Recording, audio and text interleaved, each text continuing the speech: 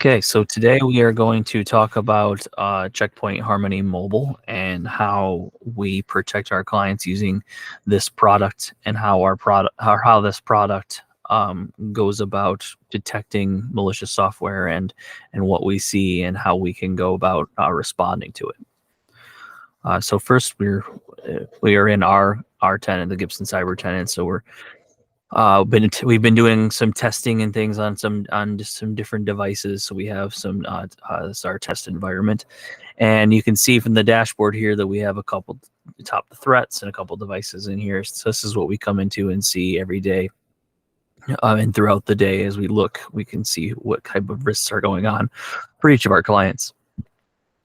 Excuse me. And then for network, so we will pop into one of these detections here. And you see that there are a number of different applications running on these machines. And we have noticed that, we have DuckDuckGo, AT&T, things like that. So we'll notice, let's take a look at this one, the detection for Tunnel Bear here. So if we go into Tunnel Bear, we can then verify exactly what it is. We can see the ratings it has on the Play Store. We can see the category it has, all the versions, the detection severity that it's been shown as, meaning that how severe this threat is. And then we also have things like the threat summary application can redirect network communication without users' consent. That makes sense because if it is a tunneling or a VPN system, Tunnel Bear, it would that's what it does, is it redirects your network communication. And under these apps, you can also see this is really app specific information about the data and things around the app, as well as the ID it has on the Play Store. And then we can even have the full Play Store description of this app right from our security tool. So we can see exactly what it is and what's going on. And then we can see the installation of where it's been installed and has it been approved by the user, false. That's the phone it's on. And then we can make a determination from there. We can check. You can even change the policy to either allow or deny this application. So going back to the alerts here, we can check out another one. Let's look for.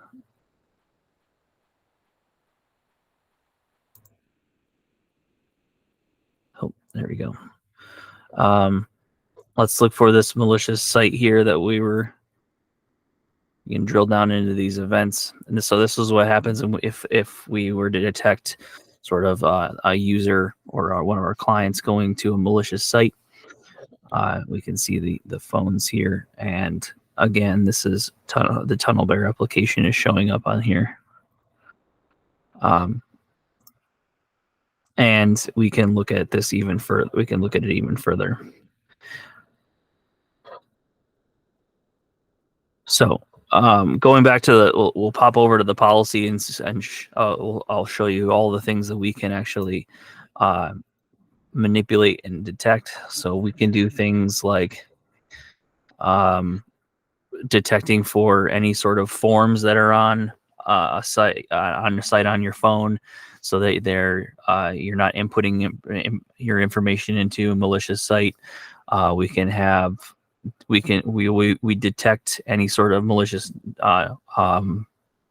either malicious devices or malicious processes or insecure networks settings on the Wi-Fi network that the device is on. So if it connects to, say, the coffee shop or something like that, we know that it's unsecure, and we will give an alert for that and let us know, as well as the user know that they are on an unsecure Wi-Fi network. And then we also have things like protecting the DNS, which is more of a technical side, but this helps the users not have to, but helps users when they're browsing on their phone, so that they're going to the correct sites that they need to go to. And then we even, which I love about this, is that we even have enabled SMS phishing protection, so text. So when you get you get those texts that say, "Hey, your Amazon package has been there's a problem with your Amazon package," send me your WhatsApp number and we can talk about it, something along those lines, or something crazy like that. This will detect it and help block and mitigate that stuff, and even will alert us to that sort of campaign coming towards your users as well as yourself. Right. And then we also have things like file detection. We can stop application downloads on different devices via the operating system that they have. We can block suspicious files from coming from select sites and even locations. We can allow locations, so we can get really granular on things. So if a client is if we detect something on a client's network, we can block it here specifically, and it will never show up again. Or, for example, if something is being blocked on accident by our security system, we can allow that through, even though our security system may say that it's a suspicious process. We can allow that through so that the user can utilize that tool. And then we have, just like we have for application, just like we have for files, we have for applications with risky detections and different things that it will classify the application in a certain way, and then make a determination on risk level for each application stored on the mobile device that it's installed on, which is really cool, because in a traditional sense, phones are application specific, meaning all of the data is enriched and is set in each application, and CheckPoint has figured out ways to gather all the information from all the applications from one single application, which is pretty novel in my mind. But we can also block application traffic. So, I don't know if you're a type of your employees are having trouble staying focused at work, and they are spending too much time on Facebook and things like that, we can actually limit the amount of time that they have for that category of application on their phones. Now, this would, of course, we would only want to do this on phones owned by the company, not personal devices. But yeah, if you had a company phone and you wanted to make sure that no one was using the company phone for Facebook or Twitter or anything like that, that could be something that we could block for you, and it would just it wouldn't even allow it to be downloaded from the Play Store, which I think is kind of cool, because we can set those kind of settings. Especially for like if you have like if you're working with sensitive data, and you're giving out phones for your or devices to your employees to use, setting these kind of application policies so that only certain things can be downloaded and apps can be used really helps. It helps a lot with productivity, but also security of the system and the network. Last couple things here. And we can also check for the general settings of the device itself. So on your phone, all the settings that it has, we will check for compliance to make sure that they're as secure as possible, and we give notifications when they become out of compliance, meaning that they've maybe you accidentally or maybe you don't currently have a lock screen set. We'll let you know, hey, you need a lock screen, because that's part of security best practice, or what have you, any sort of thing that's there. If you're not allowing certain permissions, we'll for our tools to work, we'll give you alerts on that as well, saying, hey, we need you to go and allow these permissions on the device so that our tool can properly protect you.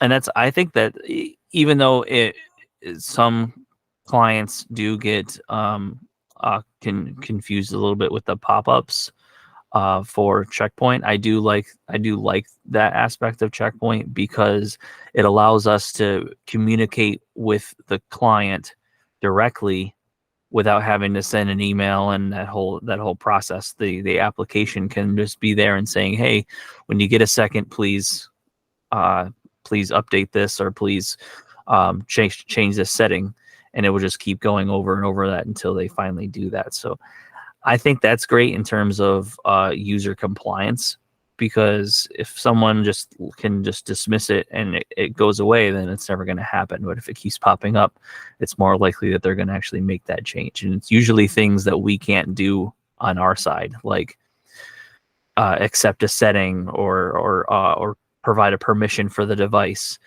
because you physically have to have the device in hand to do that. So that's usually what we use the pop-ups for. And so if you ever have questions from a client about why there's so many pop-ups, that's the reason. It's a way for us to communicate directly with each end user on stuff that they need on actions they need to perform. All right, and then the last little bit of here is the same thing on global, but we can also we have multiple different profiles depending on, like I was saying, we can have a global profile for some parts of a client's network. Or maybe a section or a department within their company. Maybe the HR department has its own profile versus the sales and marketing department. Those two things can be broken out into different sections too. We can get really granular with it. It's not the normal that the users that our clients request that, but we can get extremely granular in how we can modify the policies and procedures of the user while on the device. Any questions on that? No, I'm good. Yeah, that was all the information that I needed. Okay, cool. Yeah, I really like this. It really gives us outside of doing a full physical forensic data capture, which I probably will talk about in over time, but forensic data capture of a phone's device, this is pretty much the most information that I've seen a tool being able to pull. So it's really awesome for our security team and for our clients, because we are able to see everything that's happening on the device to be able to protect all the operation that's going on. Mm-hmm. Agreed. So, and even things like not even like what I like about it is it's not just an antivirus, it's also a compliance management engine. So it's saying, hey, these security features on the device are insecure, you need to change them. I really admire that, because so many of our mobile devices are sitting unsecure because they're not thought of as computers or something like that. I didn't think of it like that. I didn't know Sentinel-1, or sorry, CheckPoint did that, where it was under like a not just a policy, but a I'm losing my brain here. Brain fart. Like compliance. Yes. It follows. Actually, it follows DHS, which is NIST, but DHS standards, so Department of Homeland Security standards for compliance in terms of applications, in terms of like operating systems. So Windows and Apple all have different compliance standards, and CheckPoint follows those. That's awesome. So, and the DHS and NIST are the baseline for all other compliance standards. Okay. So if they're followed by if you follow DHS, you follow everything else too. Gotcha. So yeah, like you and I, Evan, will see that as we deploy the agents, you'll see a DHS compliant version, which means that it's the most secure version of CheckPoint software that we can provide. Cool. So it's great, yeah, because it's awesome to be able to think that this type of level of tool we're bringing it down to solopreneurs that normally couldn't access this. Gotcha. Yeah.